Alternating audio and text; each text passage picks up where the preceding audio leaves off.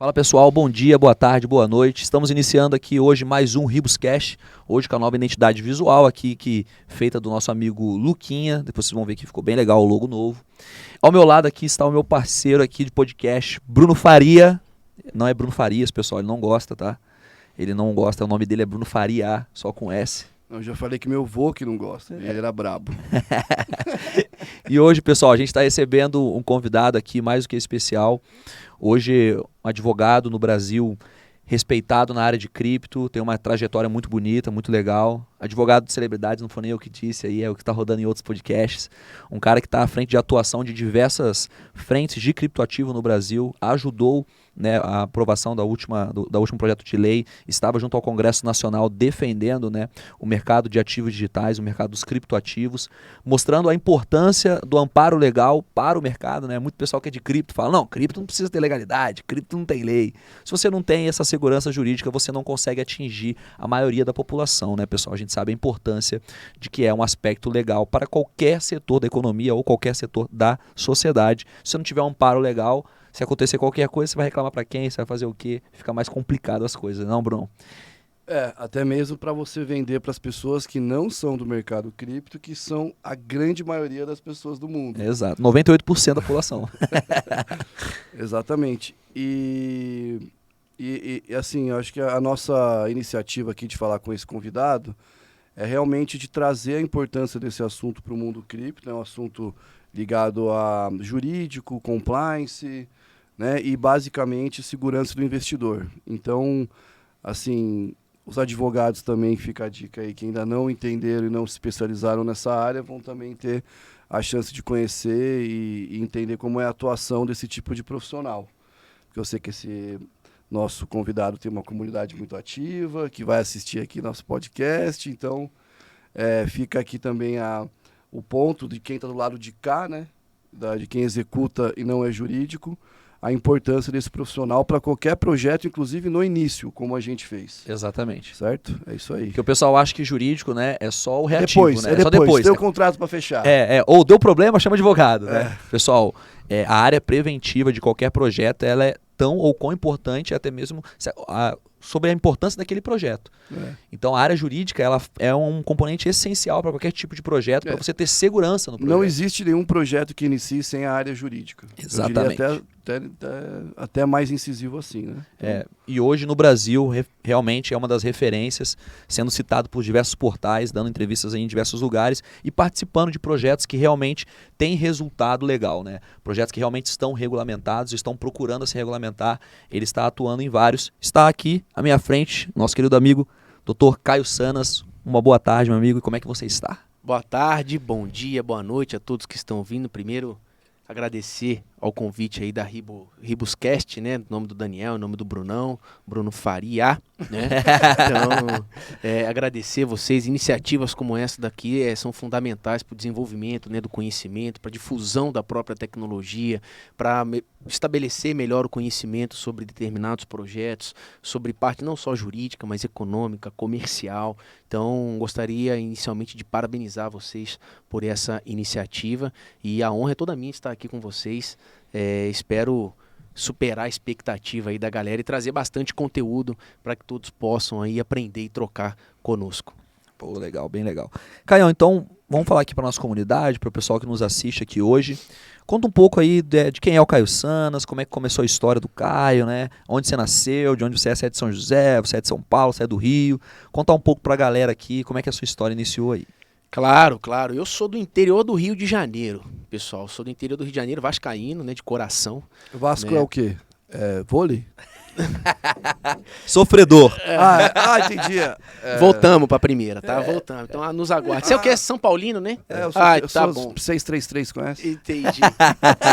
famoso 20 anos sem título. 20 anos sem título.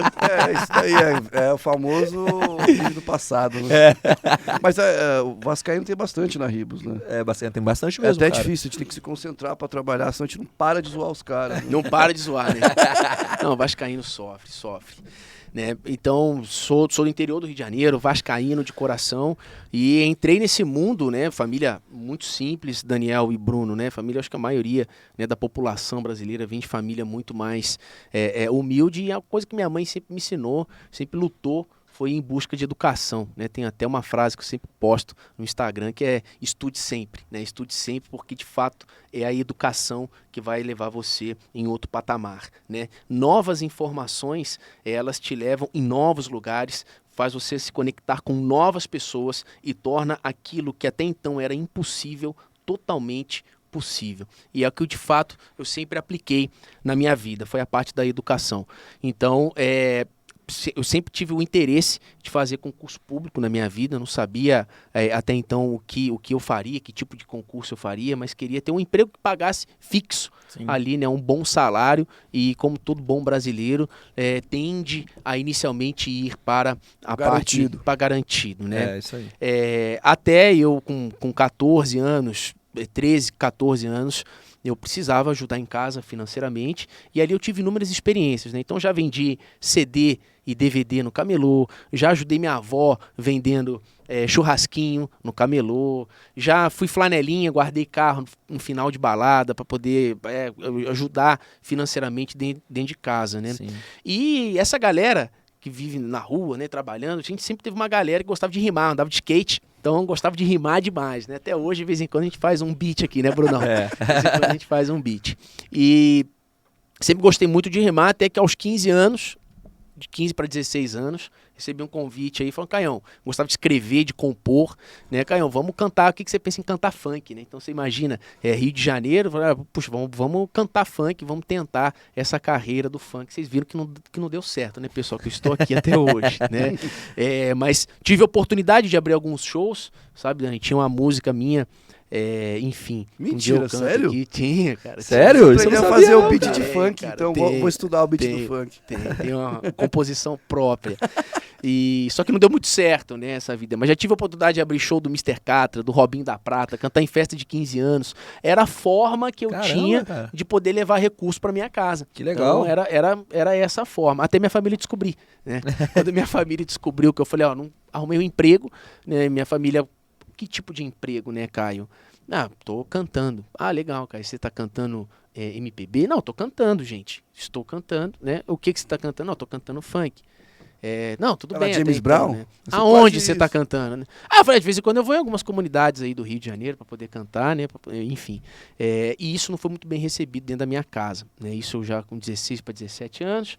E aí veio aquela pressão toda para poder virar militar, para poder seguir uma carreira, fazer SpaceX na época, para poder seguir uma carreira militar.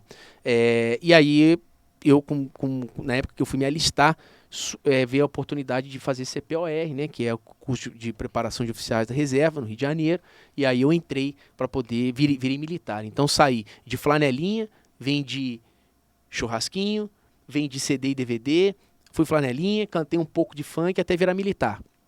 Dentro do quartel, ali eu aprendi muito sobre questões de disciplina. E mal sabia que todo esse processo, desde a época de flanelinha até a época que eu estou aqui hoje, mal sabia que era uma preparação por tudo aquilo que estava por vir na minha vida, né? Então nós sempre questionamos muito Deus, questionamos o universo, por que eu tenho que passar por isso, por que eu tenho que, né, sofrer isso, mal sabemos que isso é uma preparação. Então eu fui militar, servi na parte da artilharia, então era artilheiro, mexia com ponto .50, com obuseiro, e também não me adaptei muito com a vida de militar. E ali eu mal sabia que era o sangue meu de empreendedor. Talvez eu era empreendedor desde pequenininho, e mal sabia que era isso que eu estava trabalhando dentro de mim. Então, eu resolvi sair do quartel, pedir baixa do quartel e falei, agora eu vou fazer concurso público. Olha que interessante isso.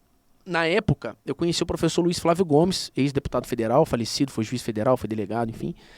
Conheci na AMAN. Então, eu estava num campo na AMAN, o professor Luiz Flávio Gomes estava na AMAN, E logo depois que teve um campo chamado Amembeca, eu saí do campo e tive a oportunidade de conversar com o professor Luiz Flávio Gomes, né? E o Pessoal, professor a AMAN é a Academia Militar das Agulhas Negras. Isso, que fica em Resende, É. exatamente. Que é referência, inclusive... Mundial, né? Mundial. É um dos maiores escolas de militar da América Latina. Sim, e referência mundial, né? Tanto que o exército americano vem treinar aqui, muitas vezes, enfim. Vestibular forte também, né? Vestibular da SpaceX forte, total. O concurso é bem difícil, né? Primeiro o pessoal fica 1 ano em Campinas, né? 1 ano em Campinas e 4 na AMAN. E 4 na AMAN. Isso, Aí você se entendeu? forma um oficial do Exército Brasileiro. Isso, em ciências militares, exatamente. É. E aí, eu, conversando com o professor Luiz Flávio Gomes, ele falou que mal, assim, me permita ser um pouco, cutucar na sua vida um pouquinho. Por que você tá fazendo aqui? Que eu conversando com você, você tem tudo a ver na área do direito. Por que você não pensa em ser um delegado federal? Por que você não pensa em... E aquilo jogou uma sementinha no meu coração. Mal sabia que eu um dia daria aula na LFG. Mal sabia que um dia eu daria aula para ele, né, antes dele vir a falecer. Olha como é que são as coisas da vida. Isso. E ali eu pedi baixa e falei, vou fazer Ele era o concurso dono da LFG, cara? É, Olha que dono da interessante. LFG, o Luiz Flávio Gomes. É, LFG, né? É. Entendeu? Fez sentido, Sim.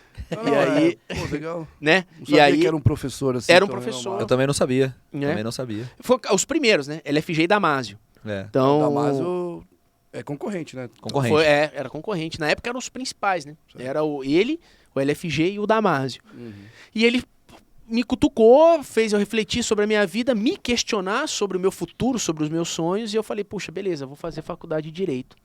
Na época, a minha família já tinha melhorado de condição, porque meu pai fez concurso para Petrobras, né? Então eles já estavam, ele é geólogo da Petrobras, né? Então eles já estavam com uma condição melhor de vida, e eles vieram morar aqui pro interior de São Paulo.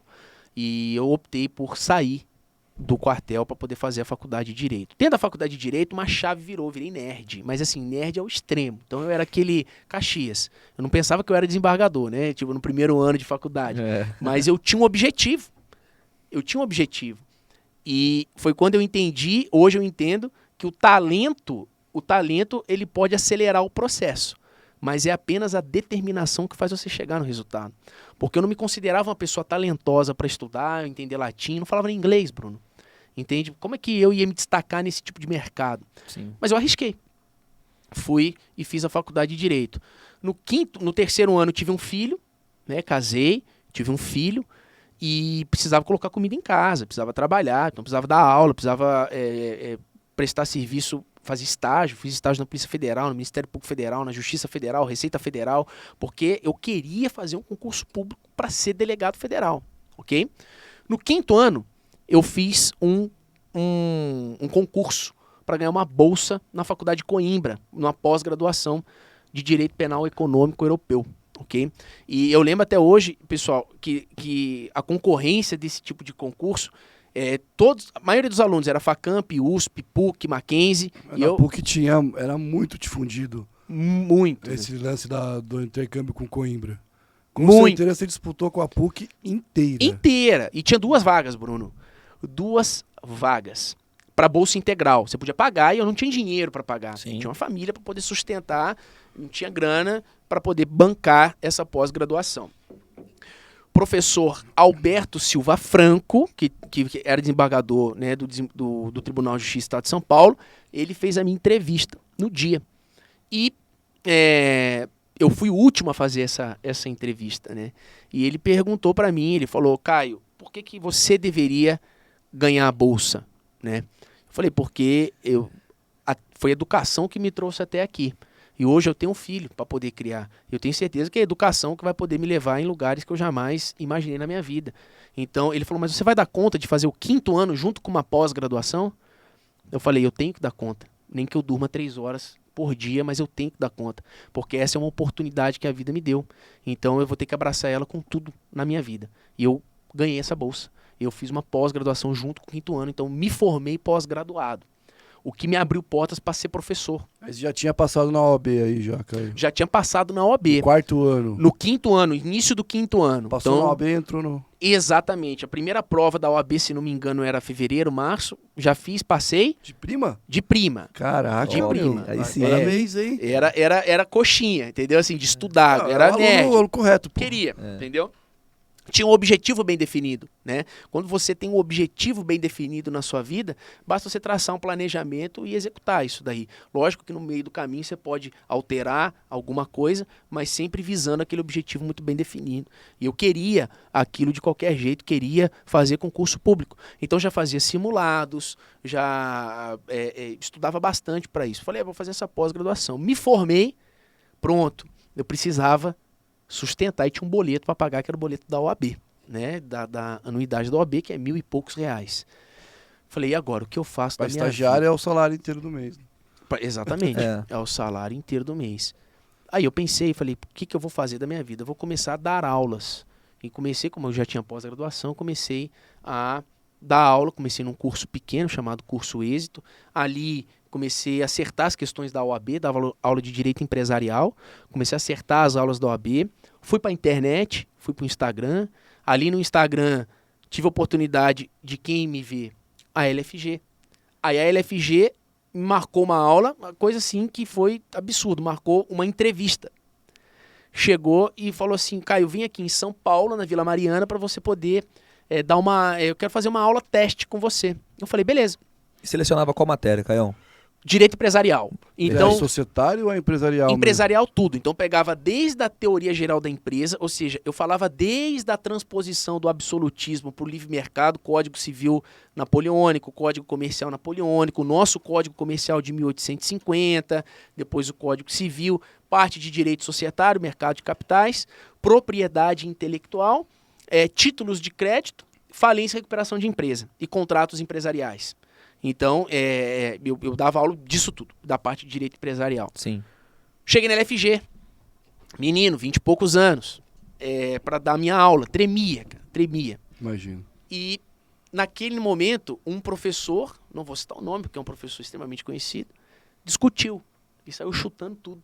Com você? Não, com a gestora da LFG. Saiu chutando tudo. Ele tinha uma aula para um curso da magistratura no mesmo dia 7. Eles estavam ali, estourou, né, essa discussão e falaram, e agora? Caio, você dá aula de empresarial? Eu falei, dou. Ele, há quanto tempo? Eu falei, uns 2 anos. Nunca tinha dado uma aula. Empreendedorismo na veia. Empreendedorismo na veia. É a verdade deslocada no tempo, né? Exatamente. Isso aí. Aprendi com o Brunão. Aprendi com o Brunão isso. Aprendi com o Brunão. Verdade deslocada no tempo. É isso aí. Isso. Eu falei, sim, você consegue assumir uma aula para a turma da magistratura, que vai fazer concurso para magistratura, ou seja, um nível de concurso extremamente alto e complexo, que demanda uma profundidade extremamente alta, né? Sobre títulos de crédito, que é uma das piores matérias, disciplinas da Faculdade de Direito de complexidade. E magistratura é pro cara que quer ser juiz. Juiz. Isso. Então é o pessoal afiado na sala de Afiado, aula. O cara já tem que ter no mínimo 3 anos de experiência jurídica. Rato de concurso. Entendeu? Tá 10 anos para prestar também. Isso aí. Já prestou outro concurso, às vezes já é escrevente. Ou seja, o cara já é vai analista. te fazer uma pergunta difícil na aula. Ele vai querer, desculpa o termo, ele vai querer te ferrar. Ele vai querer falar assim, eu sei Achei que mais você ia que falar você. outro termo, mas entendi. Ele vai querer te ferrar, entendeu? Ele vai querer te pegar na curva. Quer dizer, então, a sorte sempre te encontrou trabalhando, né? Meu irmão, sempre. Essa sempre é a verdade, Nunca né? foi dormindo. Nunca Dani. foi dormindo, Nunca né? foi. A sorte sempre te encontrou trabalhando. Foi trabalhando. E é sempre aquela história do cavalo branco. Sabe a história do cavalo branco? Ele passa uma vez. Se eu tivesse medo, se eu tivesse receio, lá atrás, de assumir a parte de cantar um funk, depois de ser militar, depois de entrar na faculdade, depois de assumir meu filho e viver essa vida de família que, quando você não tem dinheiro, é muito difícil, porque você tem um conflito muito grande entre querer viver 23 anos, mas você tem uma família para viver, sabe? Para sustentar, então, né? Para sustentar. Sim. Então, viver essas experiências foram fundamentais, acredito, para a concepção que eu tenho da vida sobre hoje. E naquele momento, a pessoa chegou para mim e falou assim, você assume essa aula? Eu falei, tô pronto, vamos embora. E aí tinha uma câmera assim, né? Então, Caio, quando a luz ficar verde, você tá ao vivo. Eu falei, tem quantos alunos online? Tem 18.000 pessoas online. Eu falei, tá bom, tudo bem, vamos embora, né? E ali foi uma questão que na hora que aquela luz ficou verde, já não era mais o Caio, né? Ali já não era mais o Caio comecei entregar tudo que eu tinha naquele momento, tudo que eu já tinha estudado, tudo que eu já tinha pesquisado sobre títulos de crédito, organizando as questões e falando, cara, Tratado de Genebra e falando decreto. Puxando tudo do cérebro. Cara, puxando tudo do cérebro. E foi uma aula muito elogiada. E foi quando a LFG chegou e falou assim, cara, você tem disponibilidade para dar aula para nós de empresarial? Eu falei, tenho. E aí eu comecei a dar aula de empresarial. Então, e aí eu falei, puxa, vou começar a estudar essa aula. Eu comecei a estudar, dando aula em cursinho, isso me ajuda no concurso público. Porque as questões de direito empresarial eu já gabaritava em todos os concursos. Diplomata, juiz federal, delegado, tranquilo, porque era o que eu trabalhava, era o que eu estudava. Sim. Até então, a advocacia, ela não tinha ainda vindo com força, sabe? Era vindo a parte com força, era a acadêmica. parte acadêmica. Eis que aí uma pessoa chega e fala assim para mim, Caio, eu tenho um escritório, a gente trabalha direto na bolsa com a parte de Venture Capital, Private Equity, vi você na internet, acho que você tem um perfil, tá a fim de advogar? Minto, antes disso, entrei num litígio societário de uma empresa daqui. Nesse litígio societário, eu tive um êxito, e foi a primeira vez que eu vi, assim, entrar na minha conta R$60 mil, Sim. sabe? De uma vez. De De uma vez. Foi a primeira vez que eu vi. Eu olhei aquilo e falei assim, bom, é direito societário. Adorei lidar com isso. Briga de sócio, e aí apuração de Falando haveres. sério, não pelo dinheiro, pela Dinâmica. Pela Dinâmica do trabalho. Então era muito mais negocial, não dependo de juiz aqui, não dependo do poder judiciário, depende do meu poder negocial, de soft skills praticamente. Lógico que hard skills, eu tinha que dominar o direito societário, mas a parte de inteligência emocional, de negociação, era o de fato que mais exigia nessa parte, até hoje, na parte de direito Porque o societário. hard skills, que pessoas acham, eu tenho soft skills, zero hard skills. Cara, não dá. Pra você ter o soft skills, Você você precisa estar embasado no hard skills pra você isso poder aí. trabalhar tranquilo ali o Total. poder de negociação. O poder de negociação. Não existe software sem existir um hardware, né? Exatamente. Total. Pô, gostei dessa. É. Muito boa. E aí, eu falei, beleza, entrou 60 mil, eu falei, qual que é a minha oportunidade? E aí a mãe do meu filho falou pra mim, nossa, agora a gente tá tranquilo. Eu falei, não tá tranquilo. Eu vou pegar 40 e vou pagar uma pós-graduação na FGV, em Direito Societário. Mas, eu falei assim, educação. Isso me tirou da criminalidade, porque foi onde eu nasci, no meio disso daí. Isso me tirou, até hoje aqui, foi focado na educação. Entrou um dinheiro, eu vou investir em educação. Então, antes de você empreender no CNPJ, aprende a empreender no seu CPF. Isso é importante, entende? Então, porque é o que você falou, você precisa desenvolver uma habilidade. E eu fui lá e paguei à vista R$40 mil na FGV. Lá dentro da FGV, eu conheci esse advogado que falou para mim, falou, Caio, era professor, gosto do seu perfil, você tá a fim de trabalhar com a parte da B3 tal, Private Equity, Venture Capital. Eu falei, olha, eu tô... o que você domina sobre isso? Eu falei assim, olha, eu domino o suficiente para entregar resultado para você, meu amigo. Então, assim, vamos trabalhar, vamos fazer acontecer, me fala o que eu preciso fazer, entendeu? E estudando demais. Ali eu vi o mercado financeiro.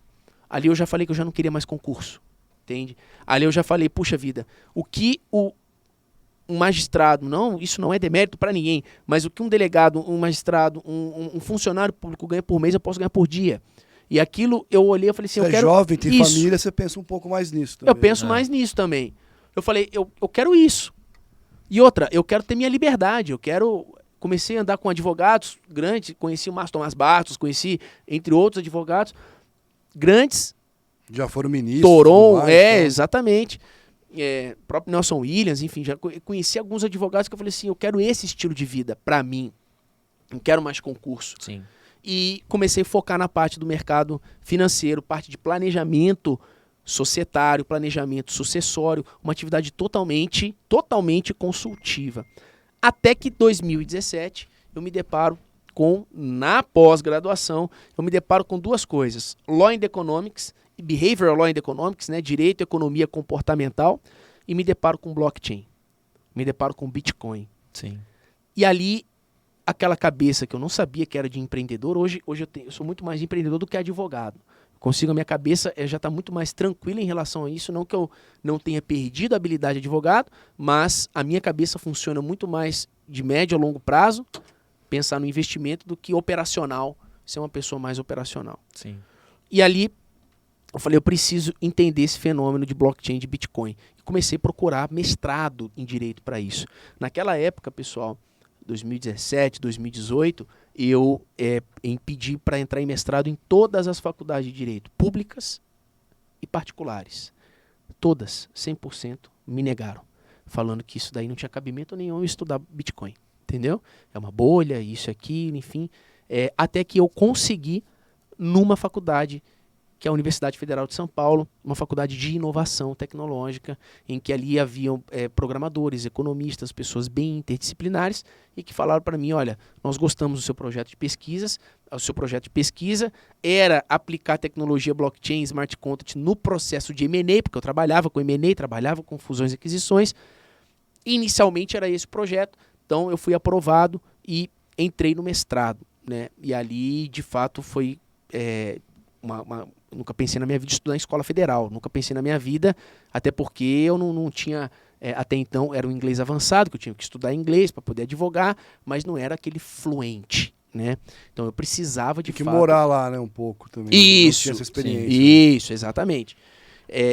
Então eu entrei no mestrado. Ali no mestrado, de fato, ali eu consegui compreender qual que é o meu propósito de vida, que é uma questão de empreender, de arriscar, de estruturar um negócio, de investir, de correr risco, até que ponto correr risco, porque eu aprendi coisas que eu não aprendi na faculdade de Direito, aprendi gestão da inovação. Então, por exemplo, inovação, o que é inovação?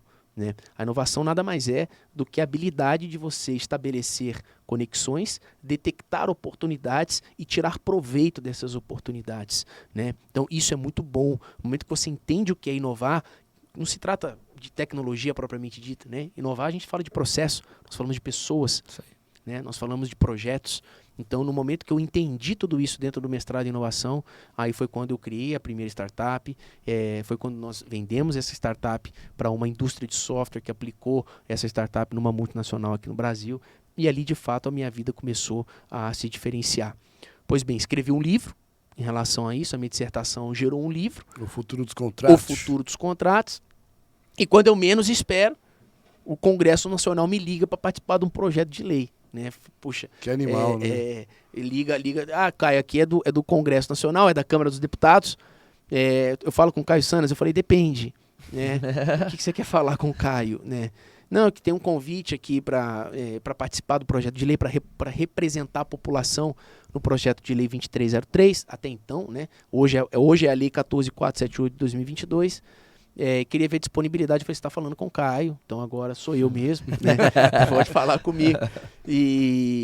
Vou chamar ele ali, peraí. Vou chamar. Oi, sou eu mesmo.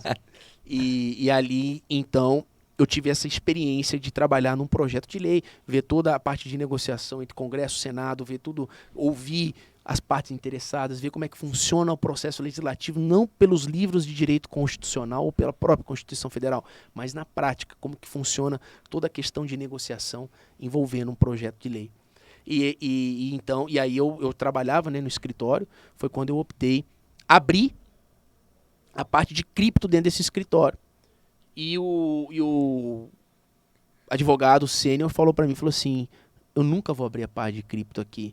E se você acha, Caio, que a internet vai te levar em algum lugar, tadinho, você e seu filho vão passar fome. Né? Sério mesmo? Aí ele te deu uma gasolina pra, irmão, pra fazer tudo. Cara, ô Bruno, na época era um sentimento de indignação, medo e vontade de ganhar, entendeu? Era uma mistura de sentimento, assim. Sei como é. E perguntei pra minha mãe, falei, mãe, eu vou pedir demissão. Ela falou, mas você tem um filho pra criar? Falei, mas eu não aguento ficar aqui, eu quero, a minha pálpebra tremia, assim, sabe, eu não conseguia. A menina mandava pra mim, bom dia, eu falava, meu Deus do céu, não acredito que eu tô fazendo nesse lugar, né?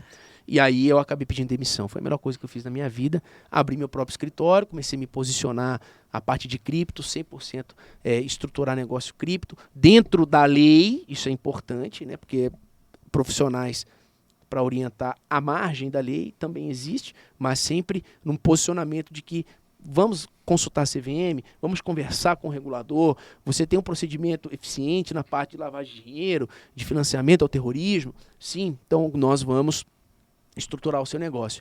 E aí, eis-me aqui, né? Essa é a pequena trajetória, aí, puxa, graças a Deus, comecei a atender alguns artistas, comecei a atender algumas empresas, a própria Ribos como um todo, né? Então, sou muito grato a Deus pelo processo que eu vivi. Né? E estou vivendo ainda, porque ainda tenho 32, Bruno, né? 32 anos. Então, assim, pelo processo que eu vivi, do flanelinha, da pessoa que vendia o churrasquinho, e, puxa, atendendo hoje grandes empresas, pessoas com notável representação na sociedade, e isso daí, para mim, o mais importante é o processo. O que fez chegar até aqui, de fato, foi educação. Por isso que eu sempre falo, estudem sempre, não só estude, mas aplica, né? Porque você estudar, você ter o conhecimento e não aplicar esse conhecimento, não arriscar esse conhecimento, você só tem conhecimento. Né? Inclusive, costumo falar quando eu dou aula de inovação, qual que é a diferença entre inovação e invenção? A invenção é uma ideia sem comercialização. A invenção, por invenção, ela por si só é tão somente uma nova ideia. No momento que você pega a invenção e multiplica pela comercialização, ou seja, você consegue tirar proveito dessa oportunidade, aí você tem uma inovação. Né? Então, não basta você ter uma boa ideia. Se você não resolve o problema. não resolve o problema e vende o problema. Então, como que você vende? Né? Tava, inclusive, num evento, e o Thiago Nigro estava falando, chega uma startup para poder vender aqui para mim, né? Investir, para eu poder investir. A primeira pergunta que eu faço é como é que é o seu canal de venda. Como é que você vende seu produto? Como é que funciona? Né? Que de fato você tem um produto super inovador, mas não tem ser alguém para comprar? professor Pardal, né? Exatamente. Tem alguém para comprar esse produto? Então, basicamente, essa, né, numa análise bem perfunctória, essa é a minha trajetória aí. E eu não entendi essa última palavra, uma análise jurídica. Uma análise. É latim? Não, é português mesmo. Né? É uma análise bem rasa. Bem rasa. Superficial, né? Superficial. Obrigado, aumentei o vocabulário. Caião, agora deixa eu perguntar para você aqui, né? Algumas coisas aí que você viu no mercado. Você que estudou o mercado de cripto, né? É muito comum dentro das comunidades de cripto a gente vê o pessoal falando que cripto não precisa de legalidade, não tem que se falar em aspectos legais em cripto, liberdade, então não tem regulamentação, né? Hoje, assim, você fazendo uma análise do cenário não só brasileiro, mas internacional, você enxerga que o mundo está caminhando para isso mesmo, cripto sem regulamentação, ou pelo contrário, hoje cripto realmente está caminhando para esse lado de regulamentação e precisa disso para realmente a população adotar, né? Igual você colocou aí, eu acho que o que define bem é invenção igual ideia, inovação mais invenção mais adoção igual inovação, né? Isso. Então, você acha hoje assim que a parte jurídica, como é que está o cenário hoje, principalmente no Brasil? Eu gosto de falar em alguns podcasts, assim, entrevistando o pessoal, que a gente tem muito parâmetro com os gringos, né? Não, porque os gringos e tal, e acaba deixando o Brasil mesmo como patinho feio de inovações. Cara, não, minha referência, não, qual que é o seu benchmark, cara? Não, meu benchmark é a empresa tal. A última empresa que ele ia falar é uma empresa brasileira, talvez, fala várias empresas gringas e tal, e não tem nenhum problema nisso. Só que hoje no mercado cripto, o pessoal fala, ficou muito taxado o mercado brasileiro, cheio de pirâmide e tal. As maiores pirâmides do mercado cripto criadas até agora se chamam Luna e FTX. Pois é. Até hoje, nada chegou nem perto, né? O único que chegou mais perto foi o Madoff, que também é americano, que é o mercado financeiro, né? Um dos fundadores da Nasdaq.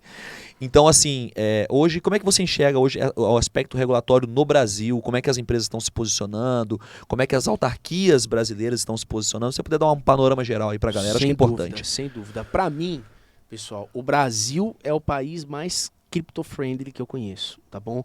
E eu já trabalhei em Dubai, Estônia, Suécia, Suíça, Dinamarca, Liechtenstein, Luxemburgo, Caimã, Panamá também, e Santa Lúcia, né? Entre outros países. Sem dúvidas, o Brasil é o país mais crypto-friendly que eu conheço até então, ok?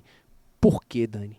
Porque alguns requisitos que é cobrado em determinados estados, vou colocar nos Estados Unidos, por exemplo, o teste Howey aplicado lá é muito mais rigoroso do que o teste Howey aplicado aqui no Brasil. Sim. Né? Uhum. Até agora, 2022 nós não tínhamos uma regulação propriamente dita. A ausência de regulação gera comportamento oportunista para aquelas pessoas que se aproveitam da ausência de uma punição. O que é a norma, o que é a lei, se não comando comportamental? Logo, se eu tenho um mercado que ele não tem um comando comportamental, eu não posso exigir que uma sociedade haja em cooperação um com o outro, porque a própria história, a própria psicologia nos ensina, né? Quem gosta de ler livro, leia o livro Tribos Morais, né?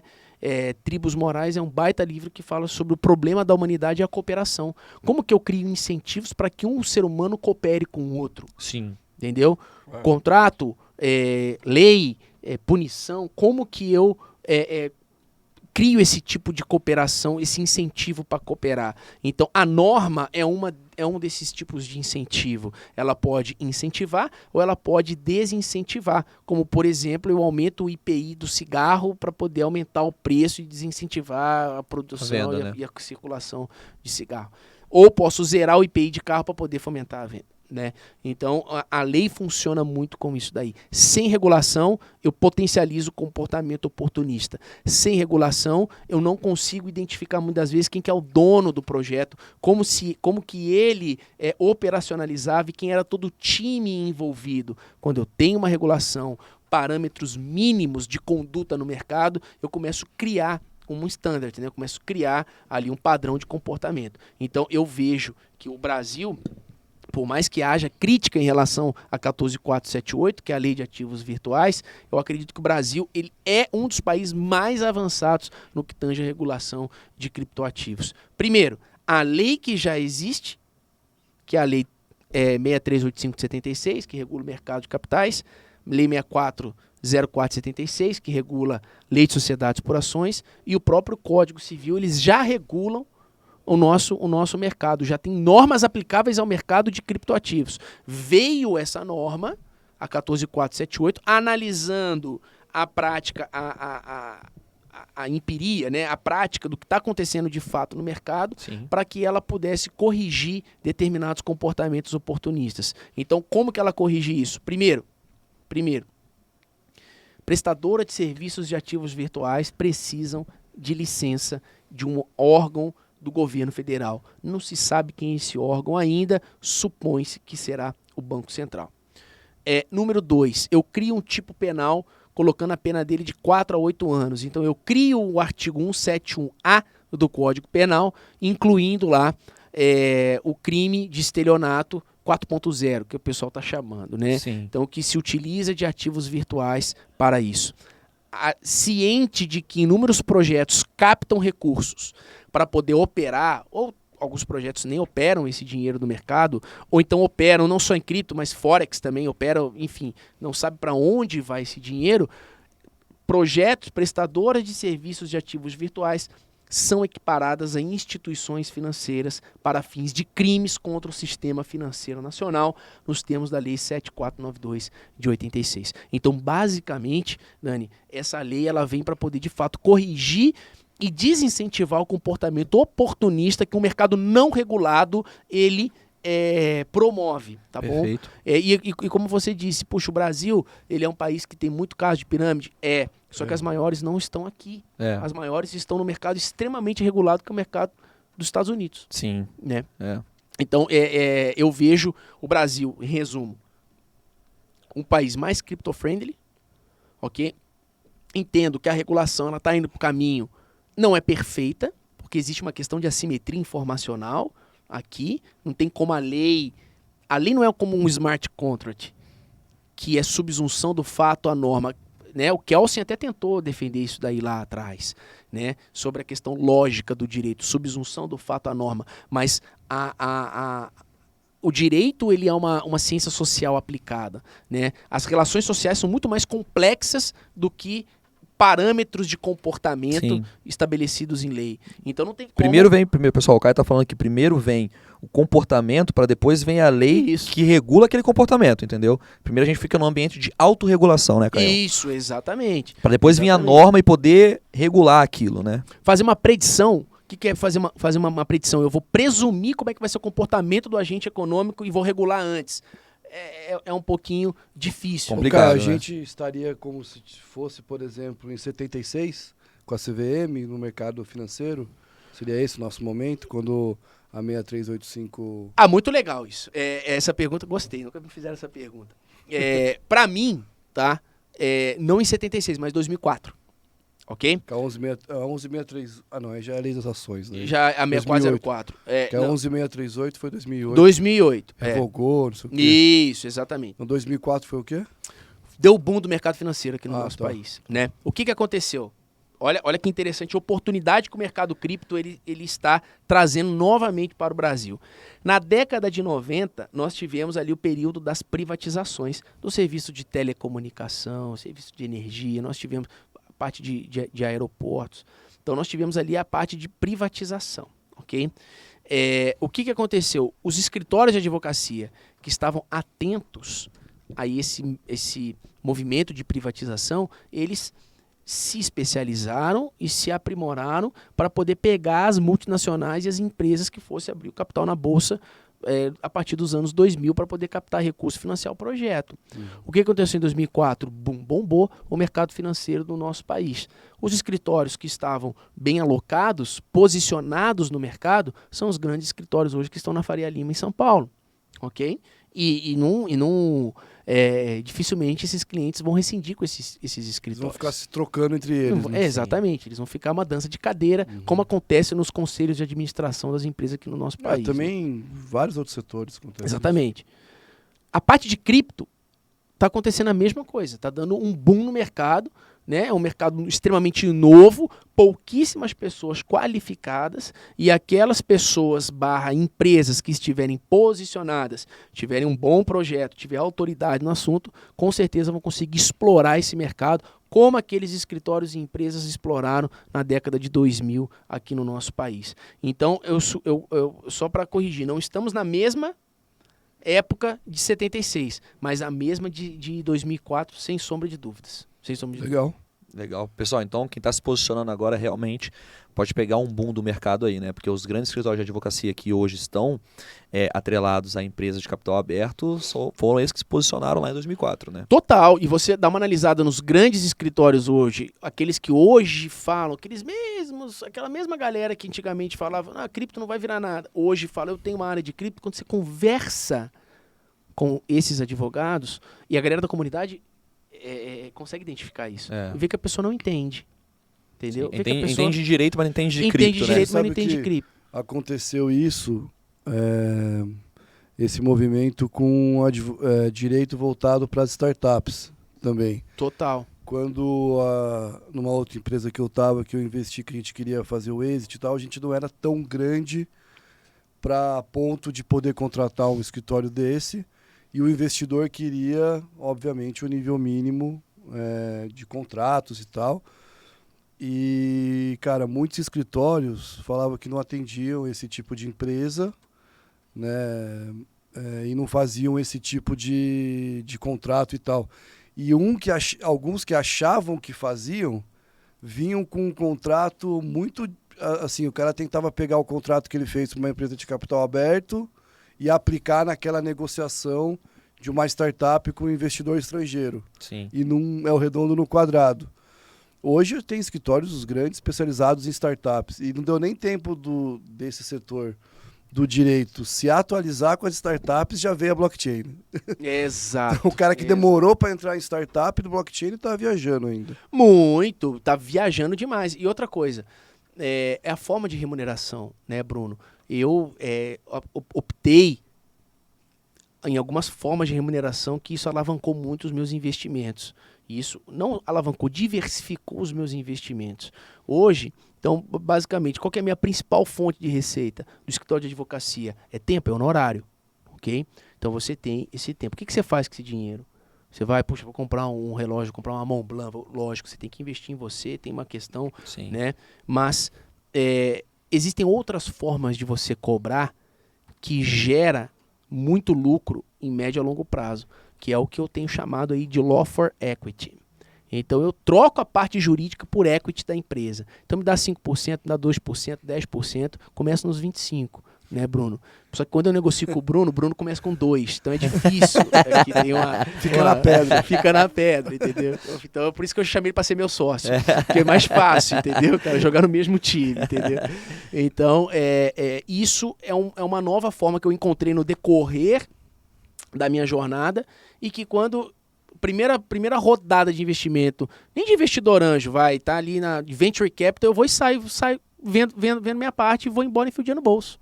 Né? Então eu ganho muito mais do que se eu fosse cobrar honorários. Então é um mercado que está abrindo muita oportunidade e vai depender do quê? Da sua criatividade, de você se posicionar, de você se preparar para esse tipo de mercado. Ainda dá tempo, Caio? Sem dúvida. Você acha que eu dou conta sozinho?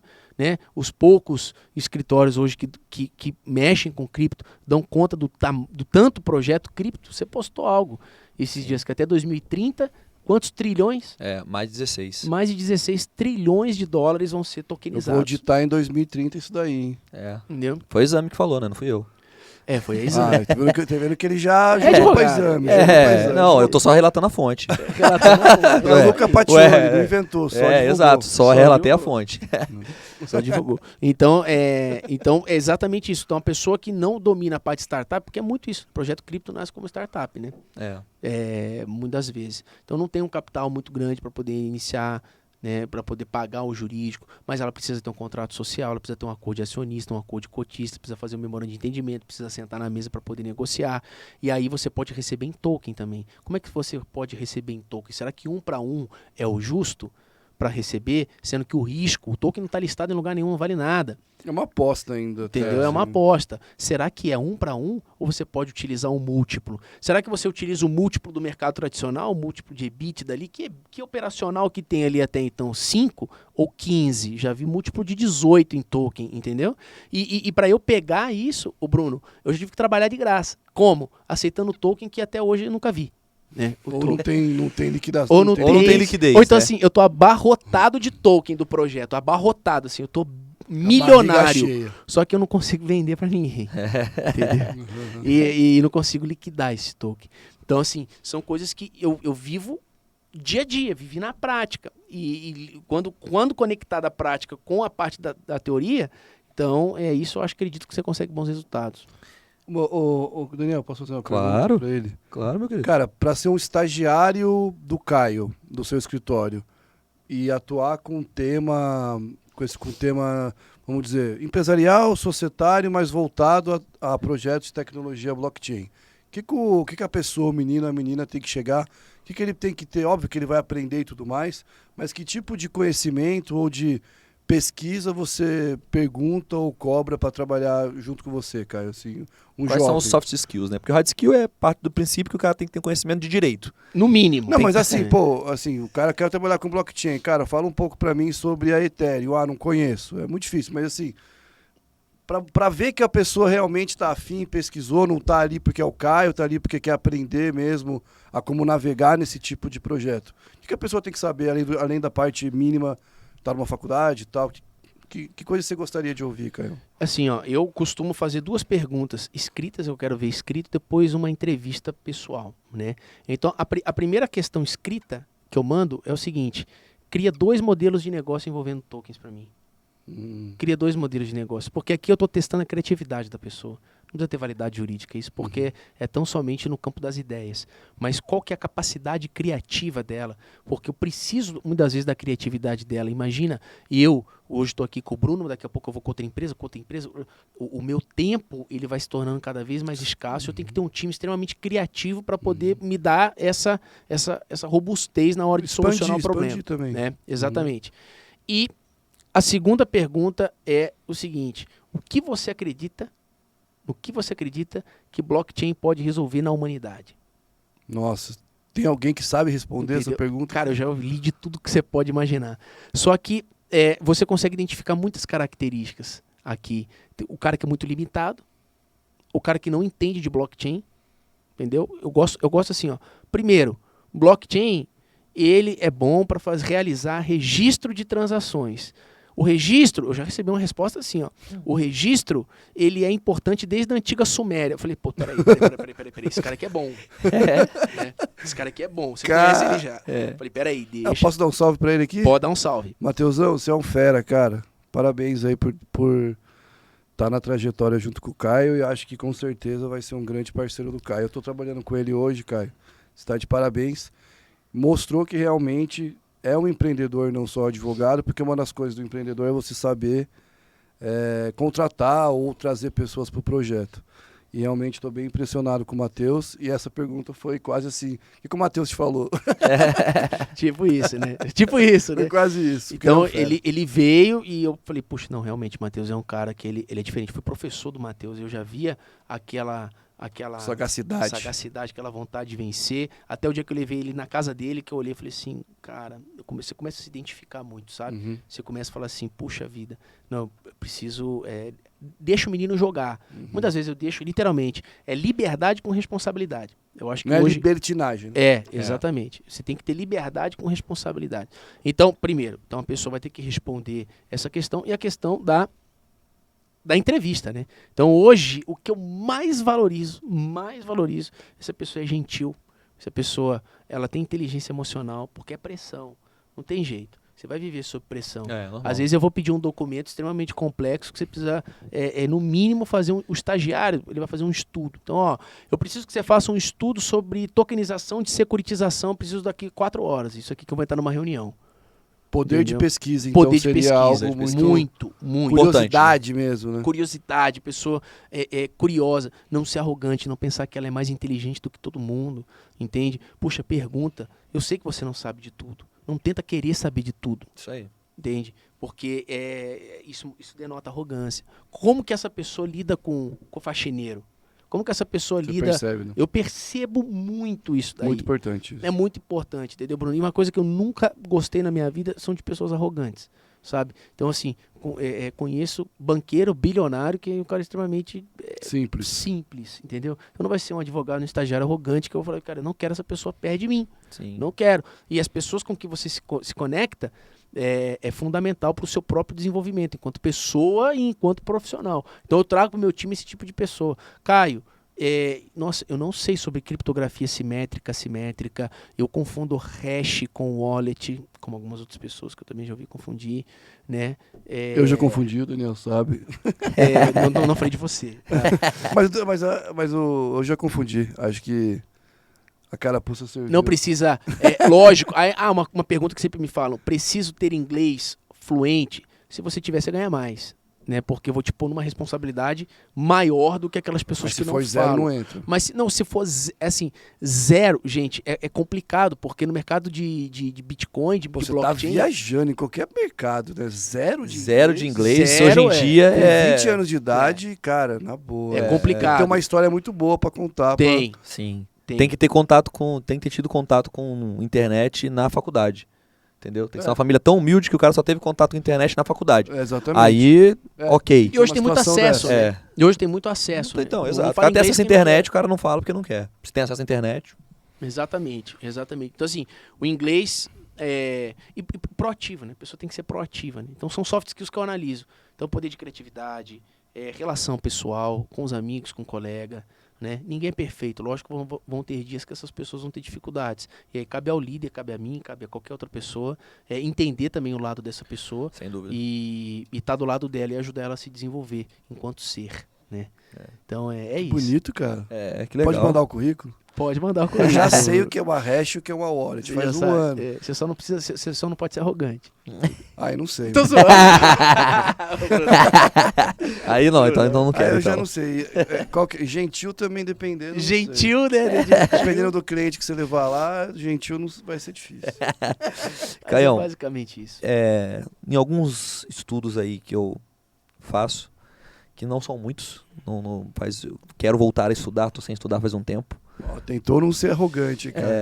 Assim, eu vou falar uma coisa pra vocês aqui, ó. Vou falar uma coisa pra vocês. Eu sou um cara que eu analiso, o cara que fala assim, eu entendo de cripto. Pra mim, de análise hoje, fundamentalista, que entende o tokenomics, que entende toda a parte de distribuição, toda a parte do modelo de negócio, que entende o projeto tudo que tá por trás do projeto. Cara, eu já te falei e não tô puxando teu saco, é a realidade. Você é um cara que eu tiro o chapéu. Você domina e domina muito. Sim. Entendeu? Então, Obrigado. Então não vem com essa. Foi praticamente o nosso mentor aqui disso. Exatamente. Então não vem com domino pouco, eu estudo pouco. Não, você entende bem. Mas, não, obrigado. Eu aprendi muito aí também com pessoas do mercado aí, com vocês, com você e com o Brunão, aprendo muito. É porque a pessoa que vive numa bolha, né, ela não consegue aprender, né? Então eu gosto de aprender em contato com pessoas de atuações diferentes, né? Bruno é contador, você é advogado, aprendo um pouco com os dois aí e dou os meus pitacos. Mas, Caião, eu vejo assim, hoje o Bitcoin para mim ele tem alguns conceitos, mas um conceito que eu acho que torna o Bitcoin o que ele é, né, a criptografia em si, é o aspecto da liberdade. Como que você enxerga hoje, né, frente ao nosso Código Civil, esse aspecto da liberdade, aspecto de regulação, o aspecto histórico mesmo, e a evolução, se isso consegue acompanhar, né, se essa liberdade aí proposta pela regulação, ou se não tem a liberdade, é uma coisa mais fechada. Como é que você analisa até esse aspecto histórico mesmo, né, do advento do Código Civil até os dias de hoje? Posso complementar a pergunta? Uhum.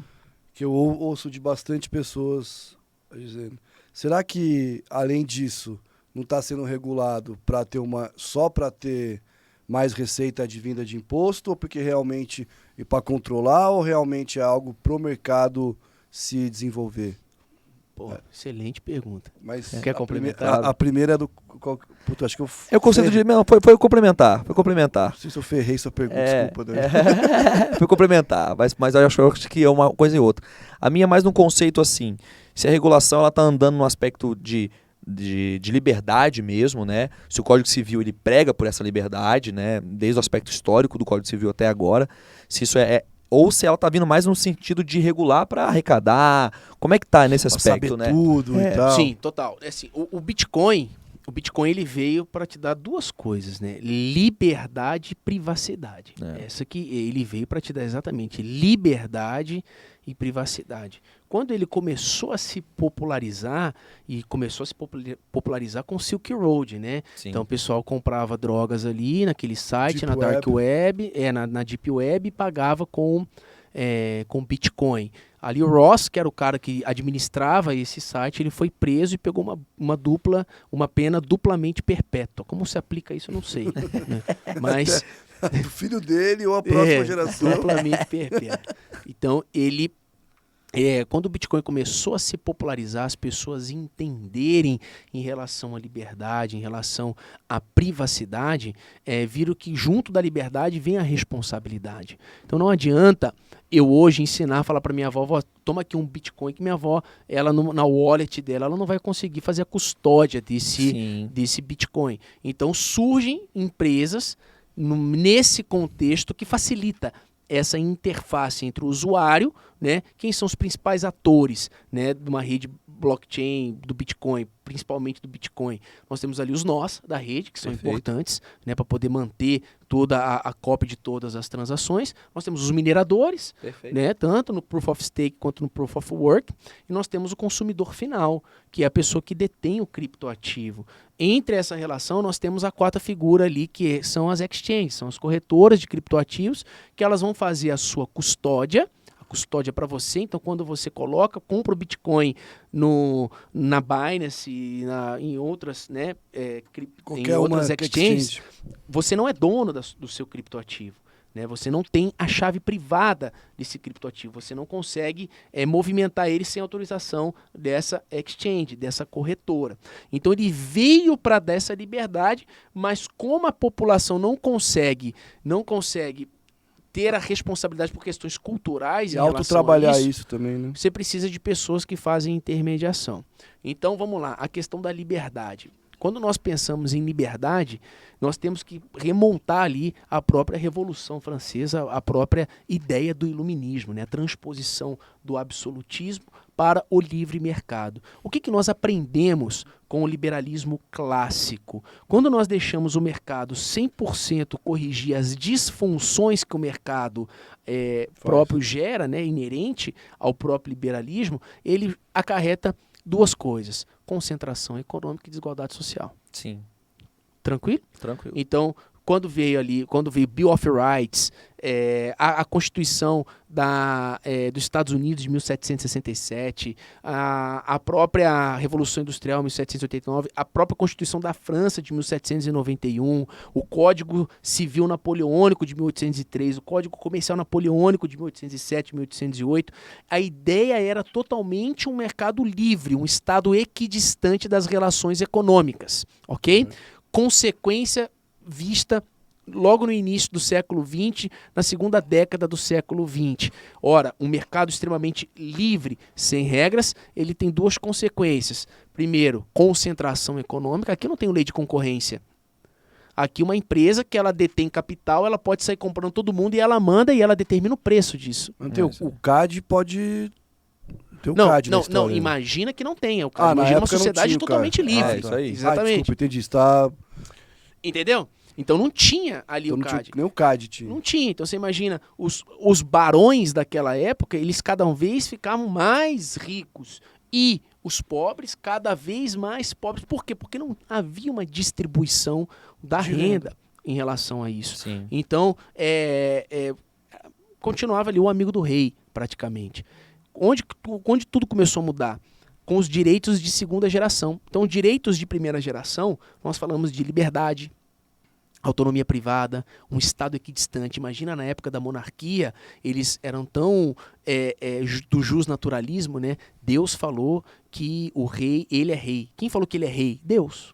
Então a igreja tinha uma força muito grande. Não contestável. Não contestável. Uma fé pública. Quando veio o século das luzes, quando veio a reflexão, a razão, o humanismo, a ciência com o iluminismo, isso foi mudando, né?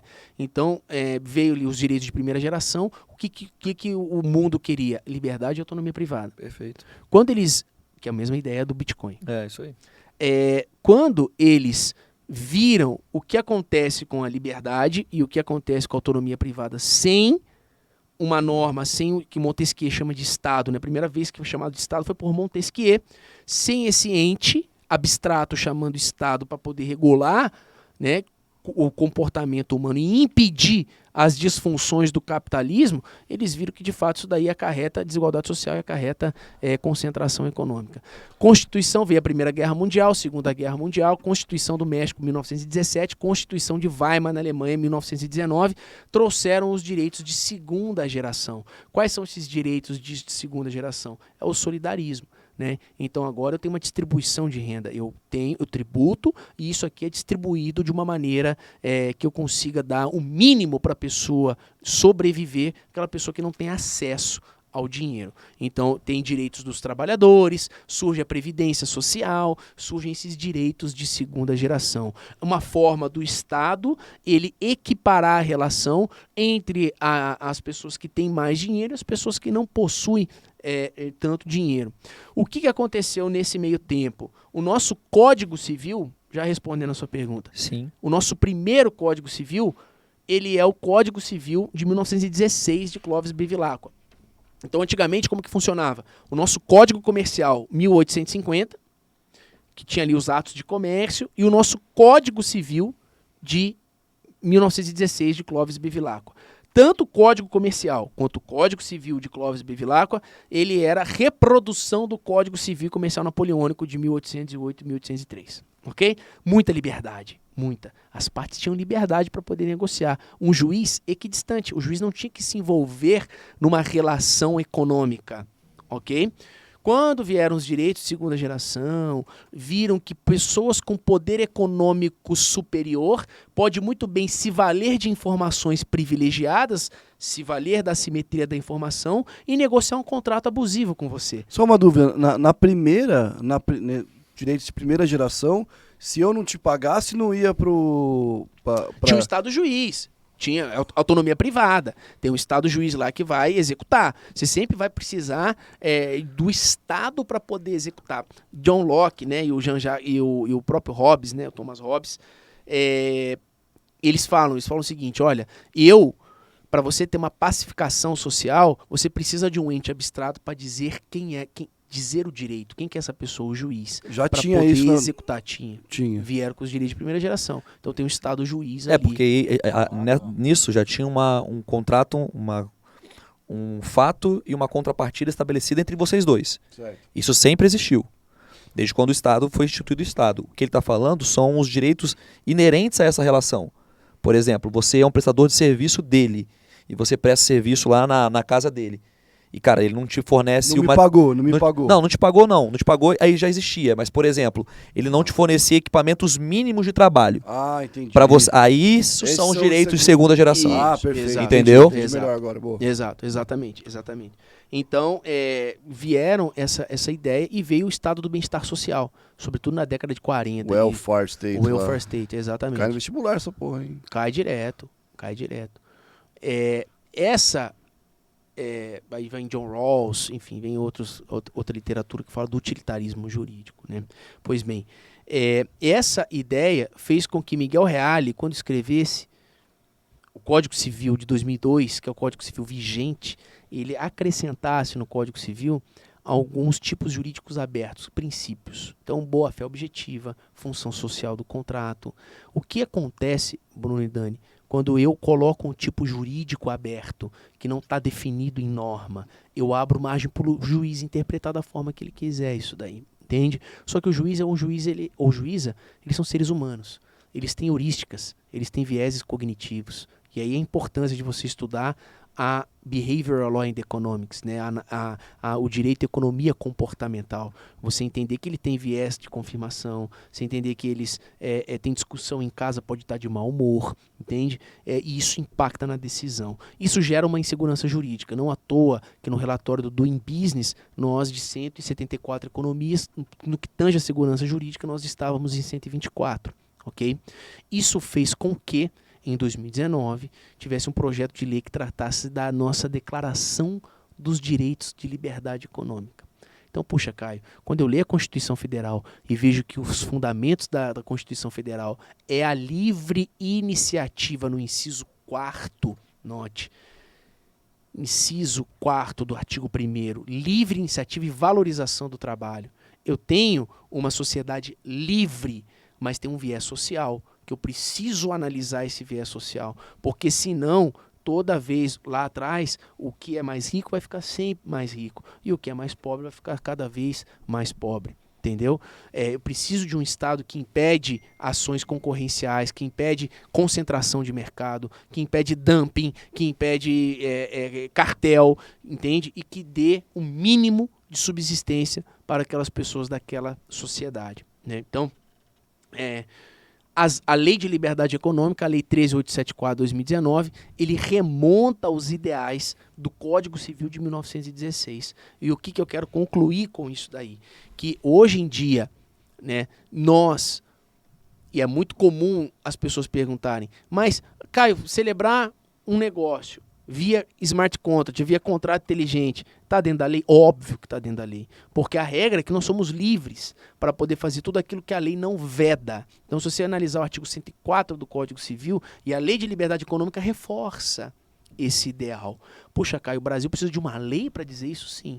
Infelizmente, o Brasil precisa de uma norma para poder dizer isso daí. Então, somos livres, eu posso muito bem trocar meu telefone por Bitcoin, eu posso muito bem dar Bitcoin para os outros, posso fazer o que eu quiser com meu Bitcoin, desde que seja lícito, ok? Então, respondendo a sua pergunta, o Bitcoin é a mesma situação lá da transposição do absolutismo para o livre mercado. Ele, 100% na liberdade e na autonomia, ele pode gerar algum tipo de disfunção do mercado por falta de conhecimento do consumidor final, porque falta de cultura. Imagina, a minha avó, que é camelô até hoje no Rio de Janeiro, e não adianta, nossa, cara, você mudou de vida, não mudou a vida da sua avó? Não, ela que não quer, entendeu? Já falei pra ela, sai daí, vou te dar um apartamento. Não quero, né? Quero levantar e trabalhar no camelô. É o que ela quer até o final. Chamar ela aqui no podcast, então, hein? Não, minha avó, só um fato muito importante, né? Minha avó sempre teve camelô, né? Então ela lida com dinheiro físico. Né? Sim. E aí, um dia ela falou assim pra mim, meu filho, e sempre eu lembro minha avó com a pochete cheia de nota, né? Sim. E aí ela chegou pra mim e falou, meu filho, agora estão enchendo a minha cabeça que eu tenho que ter uma maquininha pra poder aceitar cartão. Aí eu cheguei pra ela e falei assim, tudo bem, vó, faz a maquininha, mas aí o dinheiro que tá na maquininha tem que declarar? Imposto? Aí eu falei, ô vó, por quê? Esse que você pega físico. Eu falei, não responde não, deixa quieto, não responde não, deixa quieto. Não responde não.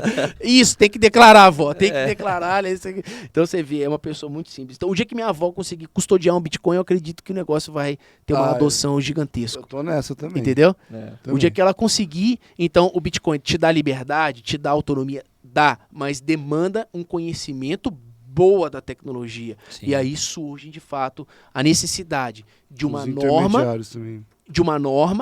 e de uma regra para poder corrigir a disfunção desse tipo de mercado. Qual é a disfunção desse tipo de mercado? O comportamento oportunista. Concordo. Entendeu? Então eu preciso de uma regra para poder evitar que as pessoas se utilizem do Bitcoin para poder criar esquemas fraudulentos. Sim, perfeito. E você acha que aí na pergunta que eu já entendi que existe um benefício da norma, mas no caso das pessoas que fizeram, do ambiente que foi feito, você acredita que óbvio, né? Todo mundo quer arrecadar receita e tal, mas o principal ponto, essa pergunta aí. o principal ponto foi mais o intuito mesmo, né? o intuito de parar com processos ilegais, ilícitos. A atual norma aprovada hoje, assim, ou o que está caminhando no Brasil, é mais para uma norma, você vê que é para arrecadar ou realmente de proteção? Eu respondo. Era isso aí, Eu Dani, respondo, exatamente. olha só. É exatamente essa pergunta do Daniel. A norma 14478 é para fins de proteção, tá? Do Perfeito. investidor, ok? Mas e tributação, cara? Quando começou a ventilar o tema sobre Bitcoin, sobre criptoativos, perguntaram ao Banco Central: Banco, o que é isso aqui? Ele falou: não é moeda fiduciária isso, porque não sou eu que emito. Então, se eu não emito, isso não é moeda. Ok? Tá bom. O CVM, o que é isso? O CVM falou: olha, não está no artigo 2º na 6385, não é valor mobiliário. Até então, né, não falava sobre essência econômica, enfim. Não é valor mobiliário. Aí a Receita Federal falou: Receita, o que é isso? Aí eu também não sei, mas eu vou tributar vocês, tá bom? E aí veio a Instrução Normativa 1888 de 2019, que trata da parte de tributação e reporte de informações para a Receita Federal. Então já tem essa regra. A norma, a 14478, não veio com o intuito de potencializar a tributação dos criptoativos. Ela veio literalmente com o objetivo de reduzir a disfunção do mercado de criptoativos, que é o comportamento oportunista. Perfeito. Então, no meu ponto de vista, repito, no meu ponto de vista, a Lei 14478 de 2022, ela veio para corrigir a disfunção do mercado de criptoativos, que é o comportamento oportunista por conta da engenharia social, isto é, falta de conhecimento da população sobre o funcionamento da tecnologia. No momento que a minha avó conseguir custodiar, transacionar e guardar, né, o seu próprio criptoativo, eu acredito que ela vai ter uma adoção em massa. Fora isso, nós de fato precisamos impedir o comportamento oportunista de agentes econômicos que se valem da assimetria informacional, da ausência de informação, da engenharia social para benefício próprio. Então essa que é a minha grande visão em relação à norma. Tem crítica, não? A norma, Caio, cria barreira de entrada de mercado. Olha, no momento que nós temos um conflito entre o interesse público e o interesse privado, a supremacia do interesse público ele se sobrepõe ao interesse privado. Isto é, no momento que eu tenho o meu direito constitucional de livre iniciativa, mas quando ele tromba com o direito coletivo da economia popular, eu tenho que olhar para a economia popular, porque o coletivo é mais interessante proteger do que o individual. Então esse é o meu ponto de vista. Cara, eu concordo. Eu concordo também. E o pessoal que está assistindo o podcast também, isso que o Caio falou é muito importante. A gente tem que ter uma noção de que eu vejo hoje no mercado cripto, né, muitos influenciadores, muitas pessoas aí até bem cotadas no mercado cripto. Eu acho que vocês perdem muito tempo tentando explicar como funciona. Já falei isso também. Em vez de gastar tempo, né? Eu escutei o Dani reproduzir. Em vez de gastar tempo tentando construir usabilidades, aplicações, vocês gastam tempo tentando explicar. Quando vocês começaram a usar a internet, quando ela era discada, alguém ficava tentando explicar para você como é que funcionava? Não. Você ligava, pum, tá funcionando, consigo acessar sites, A mesma coisa é hoje em dia. Então, o tempo que vocês gastam tentando explicar o que é e tal, o conceito, o pessoal quer saber. Não, tudo bem. A sua avó, ela quer saber como é que ela vai tirar uma receita da Ana Maria Braga do site. É isso. É isso que ela quer saber. Então, enquanto vocês gastam tempo aí tentando explicar e tal, perdem esse tempo construindo soluções e ficam-se ali, né, muito na esfera do conhecimento, do saber, tentando replicar isso, sem tipo de aplicações reais, e criticam as pessoas que estão construindo soluções aí. Então, vocês, na verdade, atrasam muito a evolução da adoção da sociedade. Mas, Caião, Concordo. colocando agora um aspecto aí pra gente caminhar pro final também, né? Porque já estamos aqui há um tempo já, o tempo voa, né? A gente nem Voa. percebe, o tempo voa aqui. Professor, né? Brunão já perdeu o crossfit hoje. É. Putz, né? Cara dele. Putz, Direto cara. com o McDonald's. Então, ô Caio, hoje, você aí que está inserido no mercado cripto, principalmente brasileiro, de projetos, como é que você enxerga hoje o projeto da Ribus em relação a outros projetos? E como que você enxerga os projetos que estão nascendo? Eles estão se preocupando com essa segurança jurídica ou a maioria está assim, né? Vamos ver no que dá. E ainda nesse sentido, pessoal, é importante isso que o Caio falou, né? Sobre a arrecadação. A Receita, ela comparou os criptoativos a melhor forma para ela arrecadar, que são como os ativos imobiliários, não como os mobiliários. Por exemplo, hoje, vocês sabiam que se você tem ação, você comprou uma ação e você vendeu ela, você tem que declarar se você comprou a ação, tá, pessoal? Porque você pode ter o benefício até do prejuízo. Por exemplo, eu comprei uma ação, ela estava R$10 e eu vendi ela a 8. Se você declarar o prejuízo, você pode abater em lucro futuro. Você sabia disso? Sim. Criptoativo não. Não. Criptoativo você não tributa no cash out. É uma permuta. Então, se você teve prejuízo ou lucro, você vai estar pagando tributo. Você vai estar incidindo tributo. Se a sua movimentação for superior a R$35 mil mês. É igual imóvel. Não importa se você comprou imóvel e depois vendeu, você vai pagar a tributação em cima daquilo ali. Então, a Receita ela entende que tudo é ganho de capital. Então, se você tem uma movimentação superior a R$35 mil, não importa se foi prejuízo. Se você comprou Bitcoin a $60 mil e vendeu ele a 30, você vai pagar. Então, a Receita ela foi rapidinho ali para poder tributar e tributou na forma que mais possível. Onera, né? A que mais onera ali. Então, eu acredito que a regulação agora, equiparando as empresas que trabalham com criptoativos com instituições financeiras, essa equiparação, ela vai proporcionar uma nova regulamentação, até mesmo sobre a tributação, deixando menos onerosa. Então, isso, pessoal, vai ser muito bom. Então, o advento da atual lei vai possibilitar que nós aqui paguemos menos impostos no que tange ao setor de criptoativos. Na verdade, não é nem pagar menos impostos. Pagar o justo. Justos, pagar o justo, né, cara? Você vai pagar imposto sobre prejuízo? Tem que pagar. Agora sobre o lucro, ok. Agora sobre o prejuízo, hoje você paga até sobre o prejuízo. E isso é muito complicado. Mas, Caio, hoje, voltando assim ao projeto da Ribus, o que você vê, né, assim, do projeto da Ribus em virtude a outros e como é que estão os outros projetos? E até depois uma pergunta já... Enfim, responder essa aí que a gente caminha para uma declaração final. Aí. Não, tá bom. O que eu vejo, tá, em relação a Ribus é o que eu espero hoje da maioria dos projetos do nosso país, né? Que haja com cautela, que ela haja de uma maneira muito mais preventiva do que repressiva, né? O custo hoje jurídico preventivo é muito menor do que repressivo. Então, para eu controlar... Todo mundo quer ser o detectivo, né? Depois que acontecer, eu chamo. Depois que acontecer, e isso é muito comum, tá? Depois que acontecer, chama. Tudo bem, só que o preço é 5x. Porque... E também você já tá Você já perdeu credibilidade, você já tomou... Bobear, a pessoa não vai nem querer ser seu advogado. Exatamente. Né? Então, isso aí. Eu digo assim, nós fazemos um escrutínio muito grande no escritório com os clientes que chegam, né? Nós não podemos sair nos aventurando... pegar projeto que... Primeiro, assim, projeto quebrou. Projeto quebrou, preciso de advogado para poder... Contencioso, eu já declino isso daí, né? Agora, a pessoa quer fazer diferente daqui para frente. Tá tudo certo com a pessoa. Quer fazer daqui para frente um negócio dentro da lei, isso é muito legal. Sim. Eu tenho visto que isso está acontecendo. Tá? Pessoas que, eventualmente, lá no início do mercado, viram oportunidade... Talvez, não sei, tá? Mas talvez pode ter até agido de uma forma não muito bacana, mas hoje não trouxe prejuízo para ninguém e hoje ele quer agir correto. Isso é muito bacana, isso é muito legal. Você vê o mercado se construir nisso daí. Até porque muitos tomaram muita porrada da mídia cripto, né? Então isso sai muito rápido. Então o que eu vejo, por exemplo, da Ribus é essa cautela. Cara, eu lembro até hoje, antes do Bruno entrar na Ribus, né? A gente discutindo em relação à consulta. Aqui, cara, questão de DeFi, faz, não faz, o staking, como é que... Então, assim, vamos bater na CVM.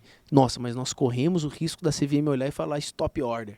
Foi, Né? era isso mesmo. Nós tivemos esse diálogo. Sim. E esse risco, ele é iminente, ele é mais remoto, você não sabe, Sim. porque é o mercado que está começando agora, tá entendendo?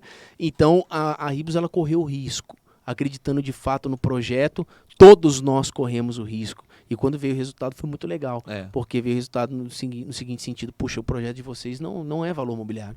Então, agiu antes. Aí hoje as pessoas, quantas críticas, né, Bruno, que nós já ouvimos, pessoas, esse token aí que dizem ser imobiliário, mas não é imobiliário. Lógico, a gente não paga lucro na venda do imóvel, ô cabeça. Isso daí é... E se você está fazendo isso, você está irregular. Você está irregular. Simplesmente isso. Esse foi um dos fatores de eu ter primeiro comprado o Ribus, depois aceitar prestar um serviço no nosso Client Acceptance direto. Falei, cara, o que vocês têm de CVM aqui? Foda-se que não muito é... Faria Limer, né?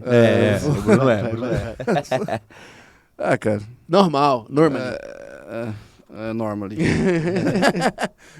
E eu lembro que eu fui direto. Não é utility token. Eu falei, foda-se, cadê alguma coisa da CVM e tal? Falei bastante com outros advogados e tal, e eu fiquei bem seguro de prestar o serviço primeiro e depois de fazer o investimento e virar sócio. Então, eu acho que se não tivesse essa abordagem jurídica preventiva que vocês tiveram no começo e a maneira que foi feito, né, que eu acho que o Caio foi, não sei se foi o único redator que escreveu ali a consulta, mas uma maneira muito, muito profissional, em que quando teve uma participação, só que o Caio falou assim, Dani, posso apagar tudo aqui e refazer? Você vai falar isso aqui. Eu lembro exatamente isso. Ele me ligou, a gente estava começando a trabalhar junto, né?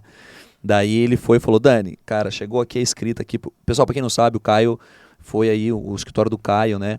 Foi um escritório que encabeçou a consulta da Ribus, né? Respondeu todos os questionamentos da CVM para que nós conseguíssemos a dispensa sendo considerado um utility token, sendo considerado ativo na essência do que ele realmente é.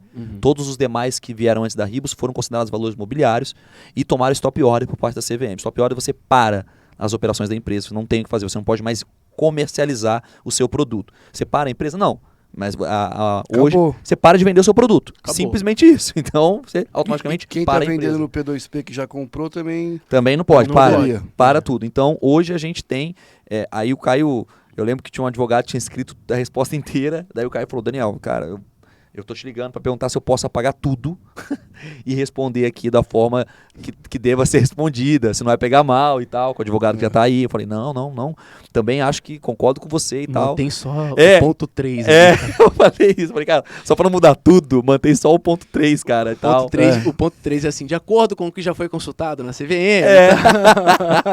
E assim, o fluxo também foi bem profissional. Primeiro você manda, se eu tivesse... um ativo assim, aí o cara assim, responde, depois você vai pro ativo de fato, né? Então, foi muito importante. Eu não teria entrado se não tivesse essa abordagem. Como não entrei em vários, como hoje a gente nega vários. E eu acho que assim, no mundo, né, Caio, talvez você saiba mais do que eu detalhadamente, não existe um país que está com enforcement tão grande assim. Não tem. Como o Brasil, ou existe? Como é que... Não, assim, aí é uma questão mais de desenvolvimento do próprio mercado, né? Então, assim, mercados mais desenvolvidos, o enforcement ele é muito maior do que mercado que não é tão desenvolvido, né? Então, dentro do Brasil hoje, consegue mapear todos os projetos da CVM, não tem efetivo para isso. Sim. Né? Mas tende a aumentar cada vez mais, né? Como canal de comunicação, canal de denúncia. Então, assim, puxa, tem um projeto, não vai sair denunciando tudo, né? Porque às vezes pode prejudicar uma pessoa que está honesta ali, mas tem quem são as pessoas do projeto? Acho que é importante você saber quem é que está envolvido no projeto. Se presta informações. E se as pessoas não colocam quem são? Você vai no white paper e não tem o nome do cara. Eu já tenho, para mim, só acredito no Satoshi, o resto... Não acredito. Isso. Eu caio, tá? Pode criticar, pode falar, mas eu caio, tudo bem, eu acredito. Eu caio, acredito no Satoshi, né? O único de fato ali que Não aparece, não aparece, que a gente acredita. O resto, ainda mais projeto que tem questões com a economia real, se você não tem quem é a pessoa, quem que eu posso responsabilizar? E esses casos como da FTX, por exemplo, né? Puxa, você sabe quem responsabilizar. Gente, foi uma grande surpresa a FTX, né? Foi, A para todos. FTX foi uma surpresa para todo mundo. Verdade. Ninguém... De fato, o mundo inteiro mesmo. De fato, o mundo inteiro. Então, assim, imagina se você não sabe quem responsabilizar. Né? Quantas pessoas perderam milhões? Imagina se fosse uma DEX, a FTX. Como foi a Luna, né? Como foi a Luna, que era Você um colocaria o token dinheiro da DeFi. sua avó numa DEX, Caio? Não colocaria. Não colocaria. Não. Difícil. Eu só coloco o dinheiro com quem eu tenho como processar. Fora isso, né? Fora isso, cara. Então a primeira pessoa caiu, investe aqui, fala, deixa eu ver se eu posso te processar. Você tem bens. Começa assim também, né? Porque poder Não adianta processar, só processar, mas não né? tem bens, né, cara? Então assim, você tem bens. Se você tiver patrimônio, eu começo a fazer negócio com você.